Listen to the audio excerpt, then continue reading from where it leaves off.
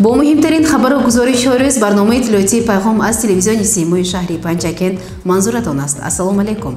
در استودیو با شما میوین ساعت مویبه و کارگردان اسماعیل جان خلف می باشیم. اینک در برنامه ما تماشا کنید.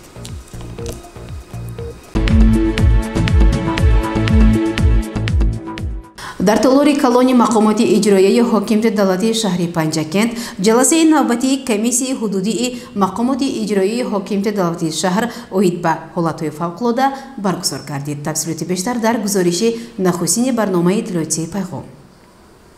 در تالاری کلانی مقامات اجرایی حاکمیت دولتی شهری پنجکن سنه 25 دکتر سال 2020 جلسه نوبتی کمیسیون حدودی مقامات اجرایی حاکمیت دولتی شهری پنجکن اوید به حالتهای فوق‌العاده برگزار شد. جلسه را اجرا کننده وظیفه رئیس شهری پنجکن، رئیس کمیسیون حدودی مقامات اجرایی حاکمیت دولتی شهری پنجکن اوید به حالتهای فوق‌العاده عبدالخالق خالقزاده حسن آغاز بخشیده.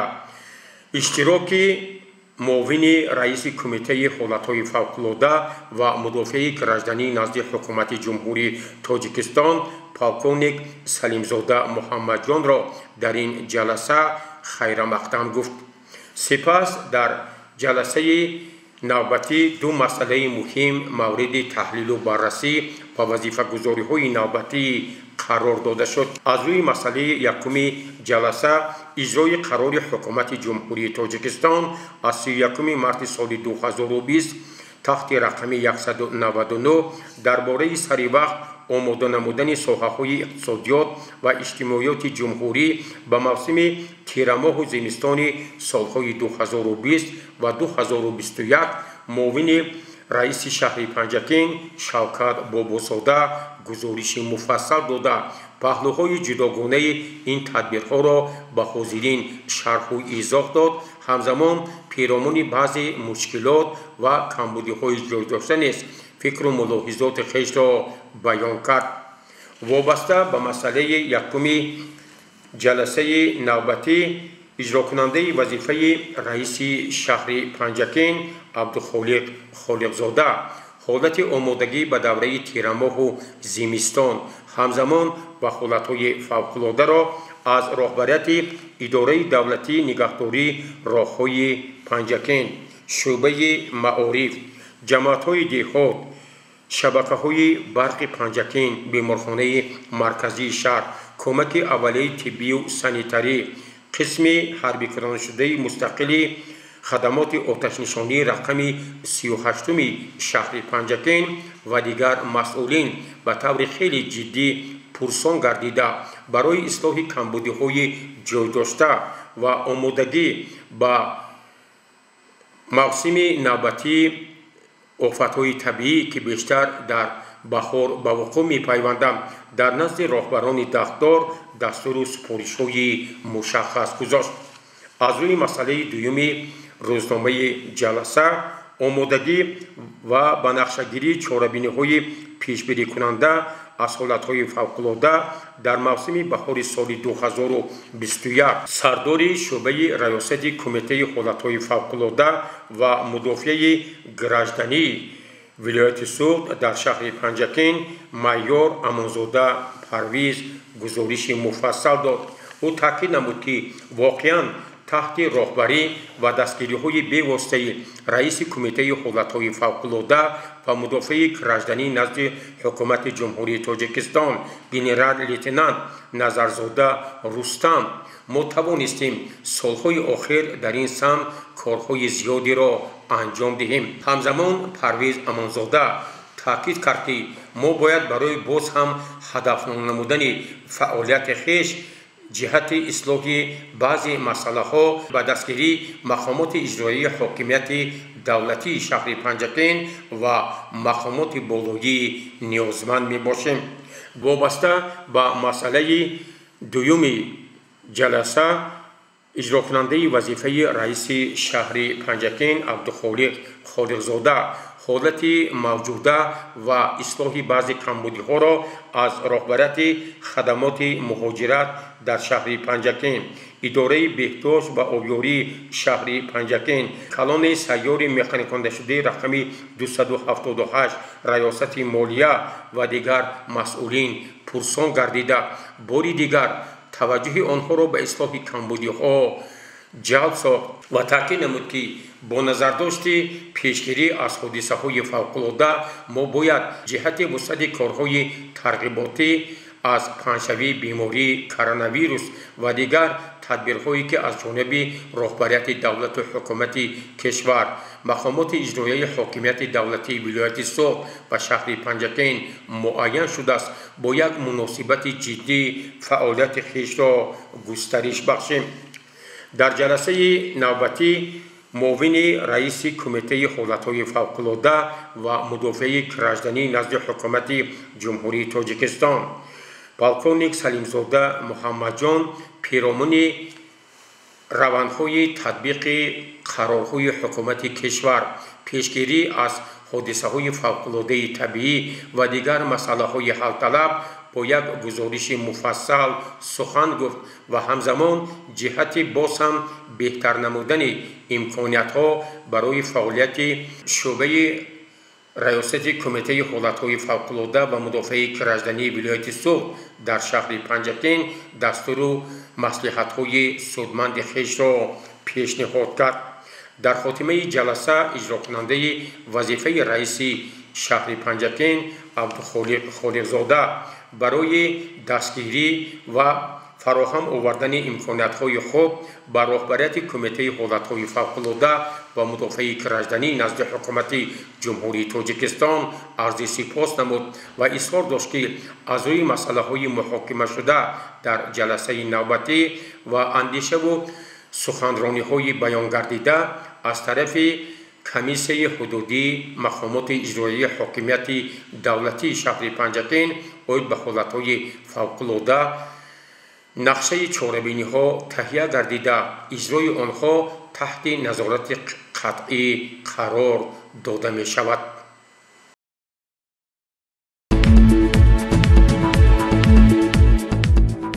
با مقصد استفاده صرفه‌کارانه نیروی برق از طرف جمعیت سهامی کشاده شبکه‌های برقی پنجکین کدام تدبیرها اندیشیده شدند؟ و این سوال توجه نمایید به اندیشه‌های اجرا کننده وظیفه سرمهندس کارخانه شهرخ شریپوف.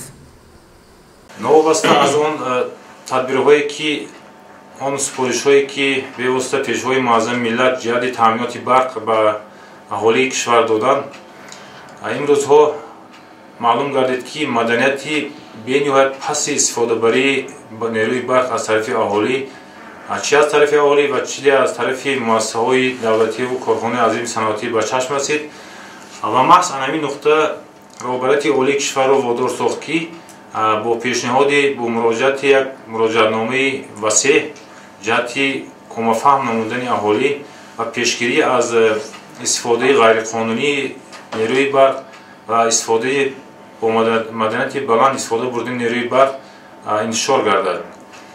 در سمت اجرای مراجعه‌نامه حکومت جمهوری تاجیکستان و شرکت سهامی خالدینگی کشاده برق تاجیک این روزها در اساس دستور سپارش‌های بی‌واسطه رهبریت عالی کشور رهبریت مقامات اجرایی حاکم دولتی ولایت سوق و رهبریت مقامات محلی حاکم دولتی اجرایی شهر پنجکین گروه‌های کاری در اساس امر رئیس شهر پنجکین آماده گردیده بودند.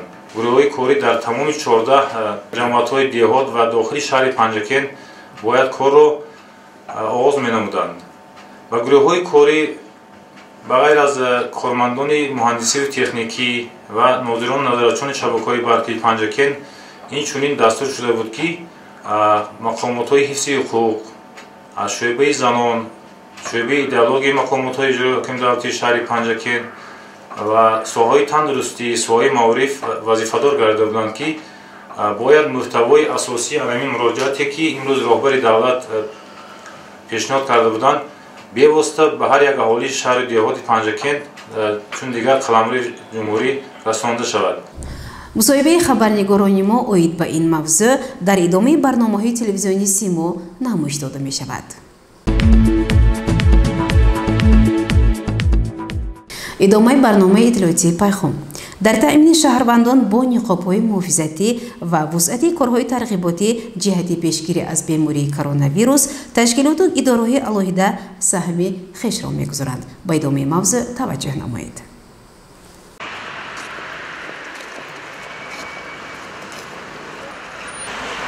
бобати пешгирии бемории COVID-19 ва дар ин самт бурдани корҳои ташвиқотиву тарғиботӣ аксияҳои мухталиф ба ҳукми анъана даромадааст. дар ҳамин радиф бо иқдоми сартабиби беморхонаи марказии шаҳр Маҳмадмурод Сафаров ба мардум ниқобҳои муҳофизатӣ ройгон тақсим карда шуд. ҳамин ҷо бояд тазаккур дод ки бо вуҷуди огоҳкуниҳои чандин карата ҳоло ҳам сокинон зиёданд ки моҳияти истифодаи ниқобҳои муҳофизатиро сарфи назар менамоянд. ба ин наворҳо аз назди мавзеи дарвозаи Бухор то бозори марказӣ гирифта шудааст нигаред ва худ қазоват намоед ки бемасъулиятӣ ва бетарафӣ то ба куҷост. бисёре аз сокинони шаҳру деҳоти Панҷакент шояд фаромӯш карданд ки ниқоби муҳофизатӣ танҳо ба хотири ҳифзи саломатии худи онҳост, на каси дигар. мо дар бораи тоҷирони бозор ки баъди дидани наворбардорӣ бинобар бениқобӣ куҷо руст шудани худро намедонистанд чизе намегӯем ва ин ҳамаро ба виҷдони худи онҳо ҳавола менамоем.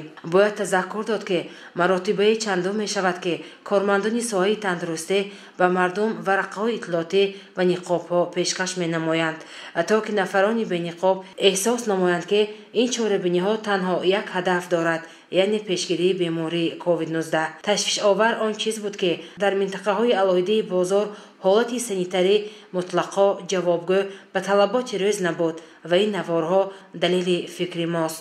ҳангоми суҳбат мо бо баъзе тоҷирон хостем фаҳмем ки чаро даромади хуб доранду вале ниқоб надоранд. чунин посух гирифтем.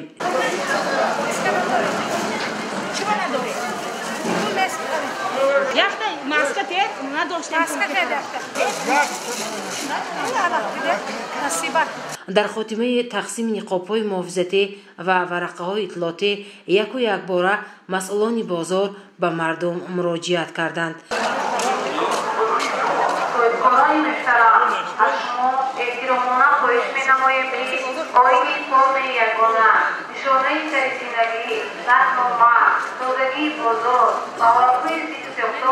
در داخل بازار همارزه رعایت نموده از حقهای کشیده شده مالهای خود را پیش نگذارید.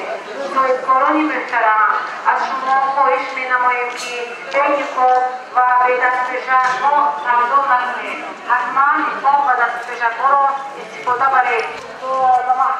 شما نقابتون کنید در اون بانک با ایستادگی کنید یا این سروردان با نقابتون کنید اکا شما اقتباس نویسه مولدگی میاکا به نقاب در اومدن من است گوید به نقاب نمونه تو кош ки чунин эълон ва талаботу дархостҳо мунтазам ва дар вақти муайян садо медоданд то ки тоҷирони бениқобу харидорони беҳисоб ки ниқоб надоштанд ба хулосае биёянд ки мубориза бо COVID-19 кори на танҳо табибон балки вазифаи ҳамагон аст.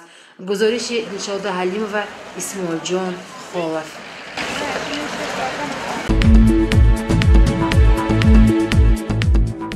дар муассисаи таҳсилоти миёнаи умумии рақами 3 шаҳри Панҷакент ҷиҳати забономӯзии хонандагон таваҷҷӯҳи ҷиддӣ дода мешавад.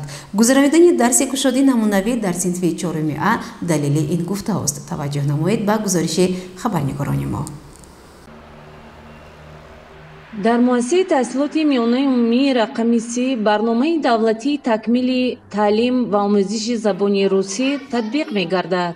забони русӣ яке аз 6 забони расмии Созмони Милали Муттаҳид ба ҳисоб меравад. омӯзгорон дарсҳои кушод, чорабиниҳои берунасинфӣ гузаронида сай доранд то хонандагон ба забономӯзӣ шавқу рағбат пайдо намоянд. омӯзгори варзида Саидова Маҳбора ки дар ин таълимгоҳ аз фанни забони русӣ дар синфҳои ибтидоӣ дарс медиҳад, дар синфи 4А дарси кушодӣ намунавӣ гузаронид.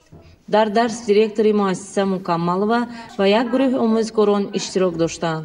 қисми ташкилии дарс хуб ба роҳ монда шуда буд. хонандагон дар бораи фонетика ва морфологияи забони русӣ маълумот доданд. сипас мавзӯи гузашта саломатӣ аз толибилмон пурсида шуд. хонандагон зарбулмасалу шеърҳоро дар бораи саломатӣ қироат карданд. ҳамзамон дар ҷараёни дарс хонандагон ба кори мустақилона ва луғатомӯзӣ ҷалб карда шуданд. мавзӯи нав ҳайвонҳои хонагӣ буд. муаллима матни китоби дарсиро қироат карда назари хонандагонро нисбати он пурсон шуд. Кори мустақилонаи анҷомдодаи хонандагон аз тарафи директор ва омӯзгорон тафтиш гардид. хонандагон дар тахтаи синф корҳои мустақилонаро анҷом доданд. Дар лаҳзаҳои дамгирии иҷрои саҳнача, рақс ва қироати чистушкаҳо дарсро рангин сохтанд. Ой, зима, зима, зима, сколько гробов намила, не печалится народ, отмечают Новый год. Скоро, скоро Новый год на санях причится, вот уже, наверное, он на окна стучится. Ах, теплятся мороз, старый забияга, решила нашенька растереть два марата. Когда солнышко сияет, новый школе наш каток, почему такой короткий физкультура наш урок? Ах, зима, зима, зима, русская красавица, всех свела один на с ума, зимушка нам нравится. На тапке учу уроки земным солнечным деньком, верно цифры все пишу я ноля ручкой огоньком. дарс пурра ба забони русӣ ҷараён гирифт. Саидова Маҳбора дилдодаи касби хеш аст. ӯ таҷрибаву усулҳои таълимдиҳии муаллимони пуркорро омӯхта мекӯшад то дарсҳояш самараноку бовусат гузаранд. омӯзиши забони хориҷӣ ки талаботи замон аст, кӯшиш дорад шогирдонаш забондону луғатдон бошанд, нутқашон инкишоф ёбад. дар дарсҳо ҳамеша баҳри диққати хонандагонро ҷалб кардан аз аёниятҳо истифода мекунад. асосгузори сулҳу ваҳдати миллӣ, пешвои миллат муҳтарам Имомалӣ Раҳмон нисбати забономӯзии хонандагон таваҷҷӯҳи махсус зоҳир менамояд. ин мову шуморо водор месозад ки баробари омӯхтани забони модарии худ нисбати омӯхтани забонҳои хориҷӣ диққати махсус диҳем, чунки забондони ҷаҳондонӣ гуфтанд. мо имрӯз бисёр хурсанд шудем ки шумо алифбои забони русиро медонед, ба забони русӣ чистонҳо, зарбулмасалҳо гуфтед, дар бораи ҳиссаҳои нутқи забон маълумот додед. ва мавзӯи нави шумо ки дар бораи ҳайвонҳо буд, шумо хусусиятҳои ҳайвонҳоро бо забони русӣ фаҳмидед, дарк кардед ва дар бораи ҳар яки онҳо маълумот дода тавонистед. ва мо аз ин хеле хурсанд ҳастем. дарси кушоди намунавӣ дар синфи 4А судманд буд ва хонандагонро ба сӯи дӯст доштану ҳифз намудани ҳайвоноти хонагӣ раҳнамон сохт.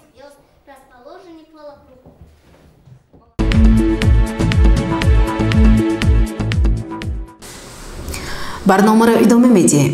бо ибтикори лигаи футболи кӯдакону наврасони тоҷикистон ва кумитаи корбои ҷавонон ва варзиши ҷумҳурии тоҷикистон дар варзишгоҳи марказии пойтахти ҷумҳуриямон мусобиқаи тӯби чармин 2020 байни дастаҳои футболбозони муассисаҳои таҳсилоти миёнаи умумии ҷумҳурӣ баргузор гардид ки дар он наврасони солҳои таваллудашон 2003-2004 иштирок карданд. дар мусобиқа 8 даста аз минтақаҳои гуногуни ҷумҳурӣ ширкат доштанд. дастаи футболбозони литсеи шаҳри Панҷакент дар мусобиқа дастболо гардида соҳиби кубики хотиравии тӯби чармин 2020 шуд. дар маросими тӯҳфасупорӣ намояндаи кумитаи корбои ҷавонон ва варзиши ҷумҳурии тоҷикистон Манучеҳр Давлатов, мудири шӯъбаи дастаҳои миллии ҷумҳурии тоҷикистон Сӯҳроби Акбаршо, мутахассиси пешбари лигаи футболи кӯдакону наврасони Федератсияи футболи Тоҷикистон Шамсиддин Раҷабов иштирок намуда, ғолибиди дастаи шаҳри Панҷакентро шодбош намуданд.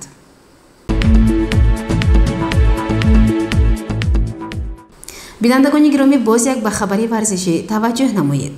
дар клуби варзишии гурзбардор сабқати ҷанбасӣ соли 2020 соли рушди деҳот, сайёҳӣ ва ҳунарҳои мардумӣ оид ба сеҳарбаи қудратӣ ки 2 рӯза идома ёфт ба анҷом расид. дар он беш аз 30 нафар сеҳарбачиён аз муассисаҳои таълимии рақамҳои 1, 3, 31, 47, 71, 111, литсеи парваришгоҳ ва литсеи касби техникии шаҳр қувва озмуданд.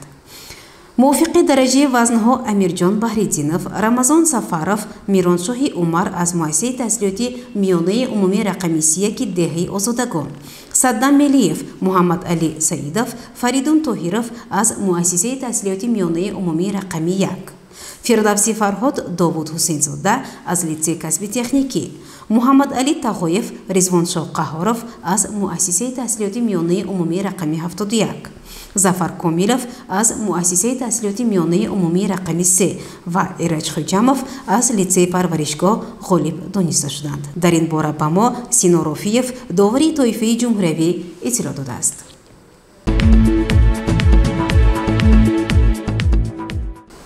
бинандагони гиромӣ, ин буданд он ҳама хабару гузоришҳое ки то ин дам бароятон таҳия ва пешкаш намудем. То барномаи дигар шоди пирӯз бошед. Хайр.